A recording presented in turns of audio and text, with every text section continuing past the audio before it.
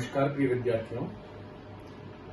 जैसा कि हमारा टॉपिक चल रहा है अनिवार्य हिंदी में शब्द शक्ति, और इससे पहले के लेक्चर में मैंने आप लोगों को अभिजा शब्द शक्ति के बारे में बताया था। आज हम बात करेंगे लक्षणा शब्द शक्ति की। सबसे पहले लक्षणा शब्द शक्ति की परिभाषा ध्यान से देखेंगे और संभव हो तो अपनी कॉपी में नोट भी कर लेंगे। लक्षणा शब्द शक्ति किसे कहते हैं? शब्द की ऐसी शक्ति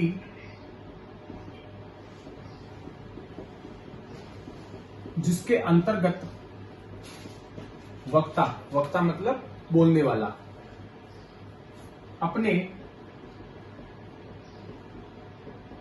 मनोगत भावों को श्रोता मतलब सुनने वाला, श्रोता पर अभिव्यक्त करता है और श्रोता वक्ता के मनोगत भावों को वाच्यार्थ, मुख्यार्थ या अभिधेयार्थ के आधार पर ग्रहण नहीं कर पाता है, क्योंकि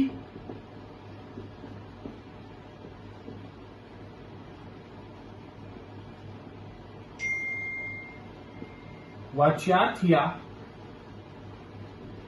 मुख्यार्थ से अर्थ बाधित हो जाता है, तब श्रोता वक्ता के मनोगत भावों को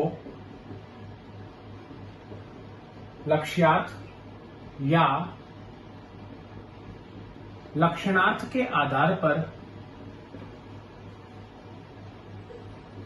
ग्रहण करता है। तो वहां कौन सी शब्द शक्ति हो जाती है? लक्षणा शब्द शक्ति।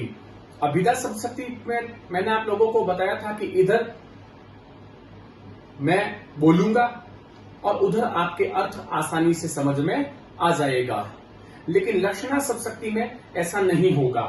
लक्षणा शब्द शक्ति में इधर बोला जाएगा तो उधर आसानी से अर्थ समझ में नहीं आएगा, क्योंकि वाच्यार्थ, मुख्यार्थ या अभिधेयार्थ से अर्थ बाधित हो जाएगा।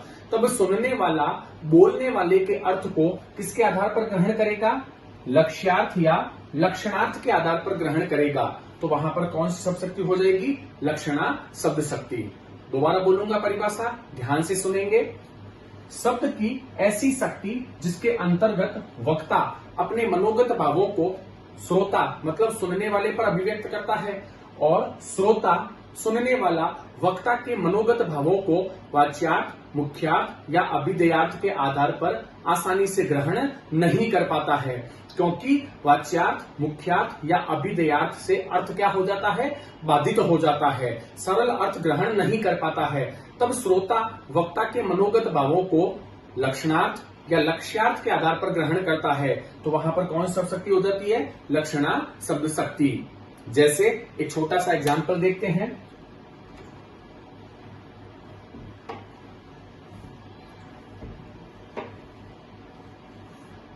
जैसे राम तो शेर है, राम तो शेर है। अब कोई व्यक्ति विशेष जो है वो जानवर कैसे बन सकता है? पॉसिबल नहीं है, संभव नहीं है। तो साधारण अर्थ यहां पर बाधित हो रहा है। तो यहां पर राम तो शेर है, तो राम को शेर कहने का मतलब क्या हो गया कि राम में शेर का क्या प्रकट हो रहा है? लक्षण प्रकट हो रहा है। और शेर किसका प्रतीक होता है? बहादुरी का। तो राम तो शेर है मतलब राम क्या है? बहादुर है, राम ताकतवर है। तो यहां पर सिंपल अर्थ ग्रहण नहीं हुआ, आसानी से अर्थ समझ में नहीं आया, तो हमने लक्षण लिया। शेर का लक्षण क्या हो गया? बहादुरी का। तो राम तो शेर है मतलब राम व्यक्ति विशेष जानवर नहीं बन सकता, तो राम सेठ है मतलब राम क्या है, बहादुर है, ताकतवर है। आगे देखेंगे, लक्षणा शब्दशक्ति के भेदों पर चर्चा कर लेते हैं, क्योंकि बोर्ड के पेपर में क्वेश्चन पूछा जाता है।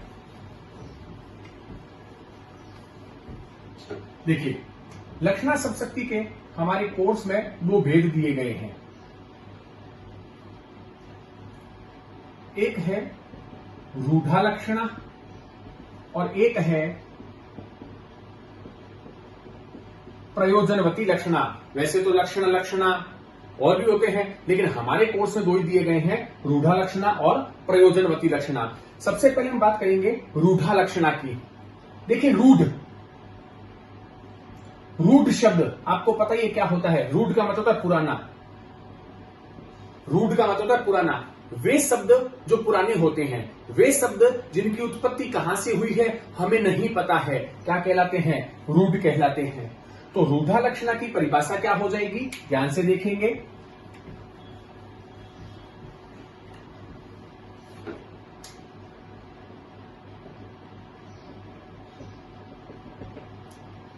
रूढ़ा लक्षणा की परिभाषा क्या हो जाएगी कि जहां पर रूढ़ शब्दों के आधार पर या काव्य रूढ़ि के आधार पर लक्षण ग्रहण किया जाता है, वहां पर कौन सी हो जाती है, रूढ़ा लक्षणा शब्द शक्ति होती है। जहां पर रूढ़ शब्दों के आधार पर, पुराने शब्दों के आधार पर, या यूं कह दें कि जहां पर काव्य रूढ़ि के आधार पर लक्षण ग्रहण किया जाता है, वहां पर कौन सी हो जाती है, रूढ़ा लक्षणा शब्द शक्ति। जैसे उदाहरण देखेंगे,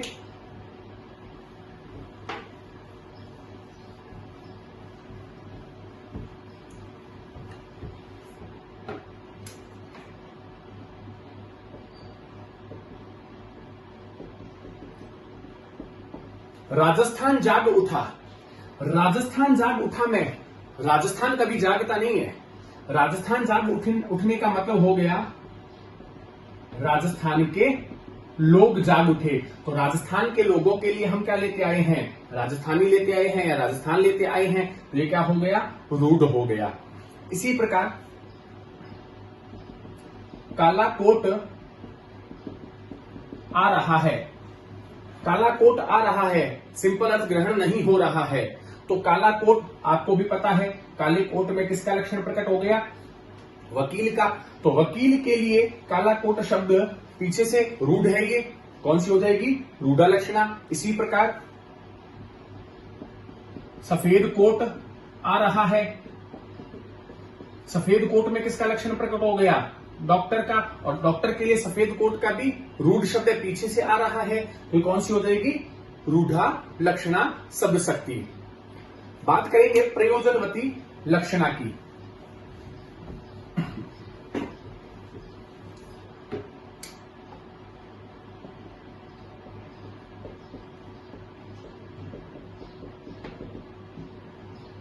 प्रयोजनवती लक्षणा परिभाषा क्या हो जाएगी कि जहां पर किसी विशेष प्रयोजन के आधार पर लक्षण प्रकट किया जाता है, वहां प्रयोजनवती लक्षणा शब्द शक्ति होती है। रूढ़ा लक्षणा में तो पुराने शब्दों के आधार पर लक्षण प्रकट किया जाएगा। प्रयोजनवती लक्षणा में किसी विशेष प्रयोजन के आधार पर, किसी विशेष उद्देश्य के आधार पर लक्षण प्रकट किया जाएगा, तो वहां पर कौन सी हो जाएगी, प्रयोजनवती लक्षणा। जैसे एक उदाहरण देखते हैं,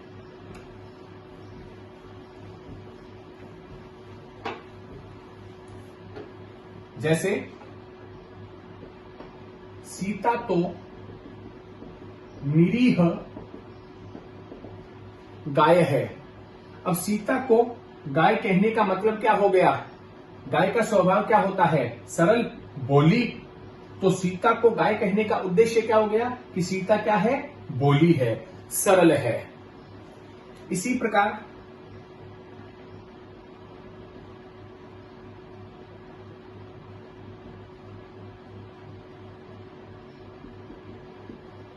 लाला लाजपत राय शेर थे, तो लाला लाजपत राय को शेर कहने का उद्देश्य क्या हो गया, लाला लाजपत राय को शेर कहने का प्रयोजन क्या हो गया कि वो क्या थे, बहादुर। तो ये कौन सी हो जाएगी, लक्षणा शब्द शक्ति। लक्षणा शब्द शक्ति में कौन सी हो जाएगी, प्रयोजनवती लक्षणा। अपने को इसमें एक बात और ध्यान रखनी है कि हिंदी के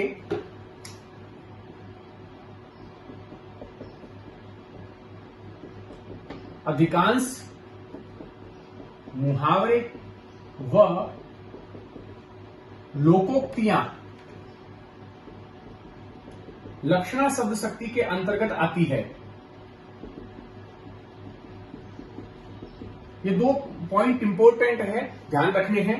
पहला पॉइंट तो ये हो गया कि हिंदी के अधिकांश मुहावरे व लोकोक्तियां लक्षणा शब्द शक्ति के अंतर्गत आती हैं। जैसे पुलिस को देखकर चोर 9-2-11 हो गया। 9-2-11 होना ये एक मुहावरा है जिसका मतलब होता है भाग जाना।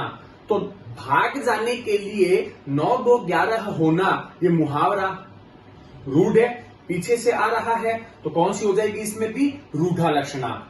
अगर पेपर में ये क्वेश्चन पूछा जाए कि पुलिस को देखकर चोर 9-2-11 हो गया, कौन शब्द शक्ति है, तो सिंपल सा लिख के आ जाना लक्षणा शब्द शक्ति है। हाँ, ये पूछ ले कि लक्षणा शब्द शक्ति में कौन सी हो गई, तो रूढ़ा, क्योंकि 9-2-11 होना ये एक मुहावरा है और भाग जाने के लिए 9-2-11 होना पीछे से, तो कौन सी हो जाएगी, रूढ़ा लक्षणा। इसी प्रकार एक उदाहरण और देखते हैं। ये ध्यान रखना, हिंदी के अधिकांश मुहावरे व लोकोक्तियां लक्षणा शब्द शक्ति के अंतर्गत आती हैं। एक उदाहरण और देखते हैं।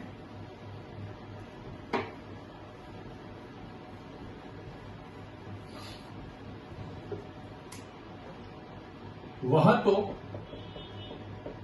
हवा से बातें करता है, तो हवा से बातें करना मुहावरा है जिसका मतलब होता है तेज दौड़ना। तो तेज दौड़ने के लिए ये जो हवा से बातें करना मुहावरा जो है वो रूढ़ है, पीछे से आ रहा है, तो इसमें भी कौन सी हो जाएगी, रूढ़ा लक्षणा। इसकी एक विशेषता और है, वो भी अपने को ध्यान रखनी है। कौन सी है वो, ध्यान से रखिएगा।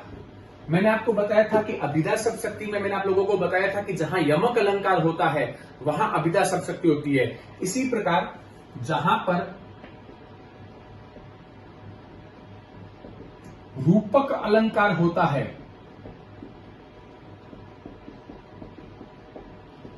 वहां पर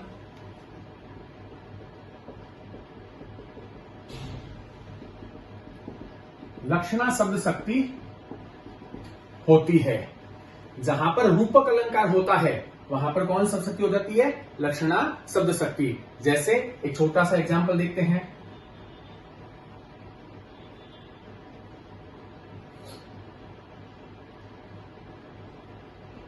अवधेश के बालक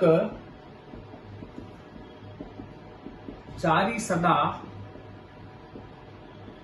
तुलसी मन मंदिर में बिहरे।